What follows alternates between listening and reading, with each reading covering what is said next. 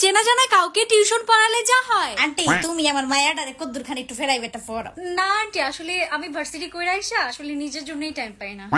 আরে আমার আন্টি রে কদ্দুর খানি একটু সময় বাই করে তোমার বোনটার একটু ফরাই দিবে, তো এমন করো কে লিগা? হ্যাঁ, খালি একটু রাইতে বেলা ফরাই দিও, তালি সাথে বুঝছো? আচ্ছা যাও, তোমার আমি 800 টাকা করে বেতন দিব না, ঠিক আছে? যে এই ম্যাডাম আগে ফরাই যাইতো, হ্যাঁ তা আয়া ফরাই যাইতো, হ্যাঁ তাও আমি 700 টাকা দিতাম, তোমারে আমি দিব 800 টাকা। যাও আন্টি আসলে এখানে তো টাকার তো কোনো বিষয় না।